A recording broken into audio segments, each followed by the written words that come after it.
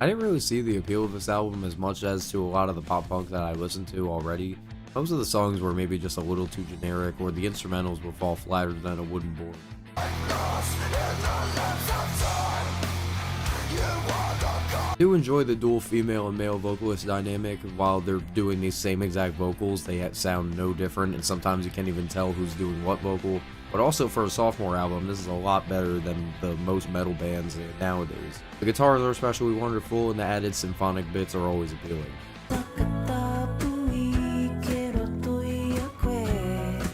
This is probably the most soothing album I've listened to all years. Jen and Cloher's storytelling, and especially their smooth, the silk voice just gliding through these lo-fi indie folk island instrumentals, I guess you can say.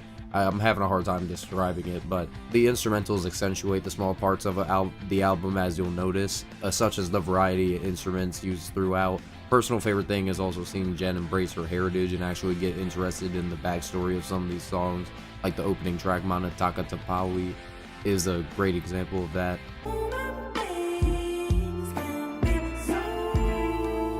I mean, I think it was a decent listen. Kali Uchis does have a very pristine and almost dystopian sound to her singing, and I think where this album falls short is more of the instrumental side, as it is no stranger to falling to generic chord progressions or a lazy 808 and kick drum pattern to a very slow building and serene track. Kali Uchis is not a bad artist by any means, but I do think that this album does leave a lot to be desired.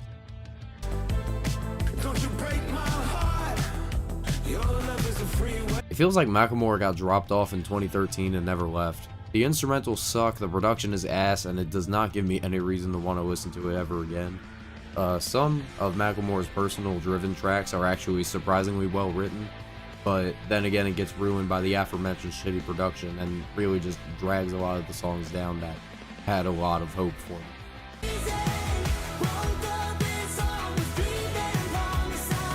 I could probably put any blonde pop singer on this album and make them sing the exact way throughout, and guarantee you still won't even remember you listened to it. I cannot name a single track.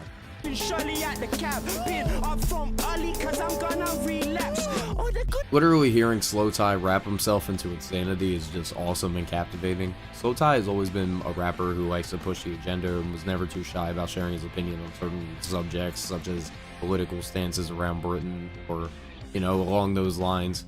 And slowthai still continues to do that, but unlike Tyron, which was more rap based, I would say that this album is more punk oriented. slowthai would literally go crazy on these tracks, and he will not hold back with the screams. But I think it is the abrasiveness and just batshit insanity that makes Ugly such a great project.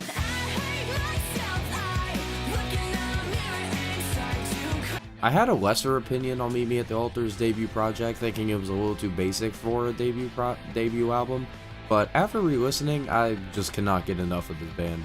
Literally bought a ticket to their show. The three-piece pop rock outfit have just the perfect formula for their genre, and the vocals, the guitars, even the more trap pop production in other tracks is just super appealing to me. Also, like, did anyone else hear the opening track over a Taco Bell commercial before, or am I stupid? Hey, you wanna order some Taco Bell?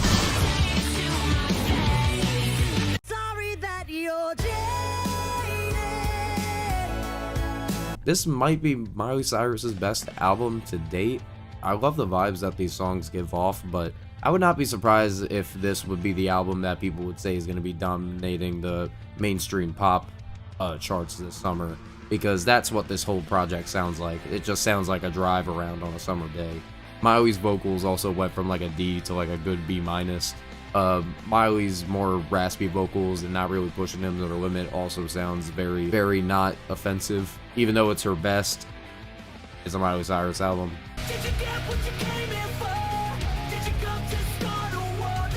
A little disappointing. Could have gotten more out of this project, but it's a very tic-tac-toe type of listen where it's you like one song, then you hate another, and then you like another, then you hate another. It's, you know, literally half and half.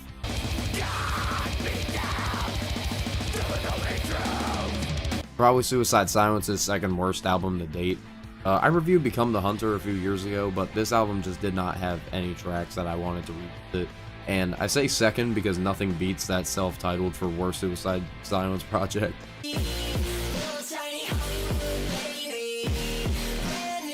I've known about 100 gecs forever, and trying to describe them in a few sentences is more than a hard enough task. But basically, the production is so well made, and 100 gecs have such a humor about their music. The heavier elements and the guitar riffs mixed with these hyperpop instrumentals just keep delivering their signature sound for them on every album. But then again, it changes. Their sound changes every core album too. So let's just say that this is my favorite 100 gecs album. It just feels wrong. Stay in bed till the whole year's gone. Wake me. The allegations that have been made against a member of are a matter we do not take lightly. Oh they did it again.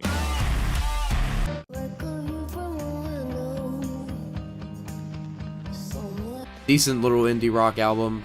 I like the vocals with the soft guitar strings. Other than that, not really a memorable album.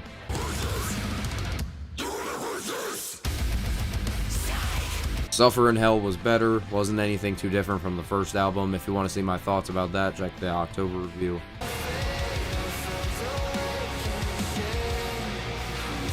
Probably the best metalcore album this year for me so far. I've been interested in this band since I've seen them back in March of last year when they opened for Like Moss to Flames and Polaris, and they only had one album before this one, but even then I was more interested in their 3-song EP, and once I heard this album I was hoping that they would stick with the more ethereal strings with the heavy breakdowns, and that is exactly what we got. And the screams are gritty and violent, and the melodies with the guitars are just such an orgasm. I just cannot wait to hear this project.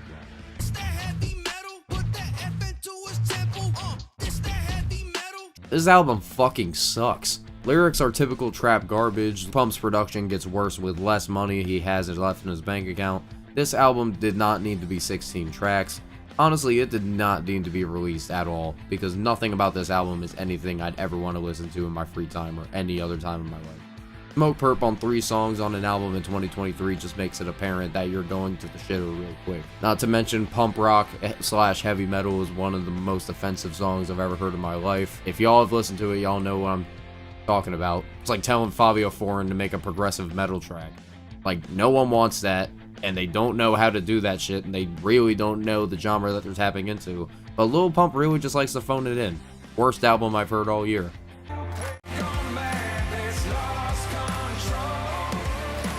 This album was kinda cool. Reminds me of a more energetic Shinedown, and the collab with Fit for a King was pretty cool.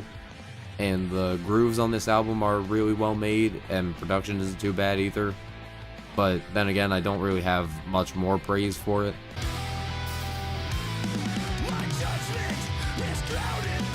This was a pretty mid-tier album for August Burns Red.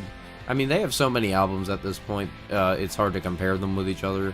But I can definitely say that Ancestry, Tightrope, and Backfire are definitely really good songs. Also, check out the August Burns Red video if you haven't.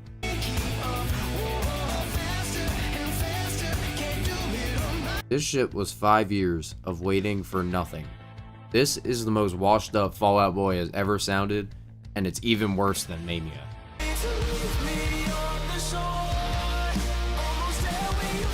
I always knew Jasiah as a rap artist, so hearing the first track with Denzel Curry, it really sets up for a very different listen. As a couple of songs in, and then it's gone full pop rock, or punk rock, or whatever genre you like to call. I give Jasiah credit for branching out and experimenting with different sounds, but I think that the project suffers from a shopping list of songs as opposed to a bunch of tracks that coincide with a similar structure. Hands on the wheel, no accident. Hands on the wheel, no accident. Literally audio chaos. These two legends of experimental hip-hop collaborate and create a hodgepodge of sound, while both of them just go fucking insane over these beats, only in the way that Peggy and Danny Brown can do. And I don't even gotta explain, because anyone who is anyone and heard any of these artists' albums in the last decade knew it was going to bang when they were both collaborating. And so far, it's probably the best rap album of the year.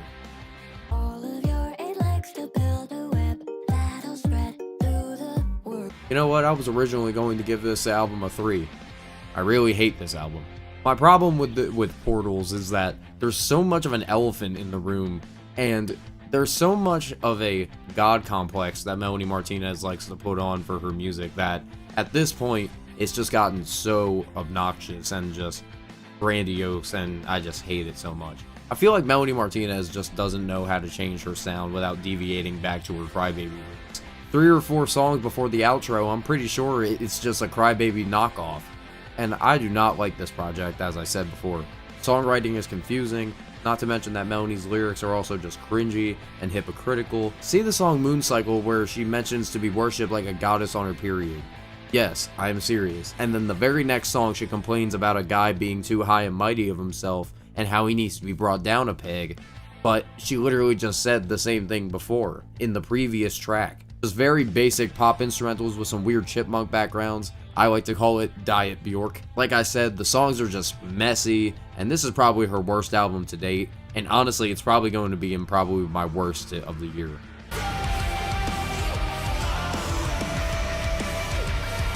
You know, going from Hammer to this was a change and a half to say the least, because I just recently got into Nothing Nowhere.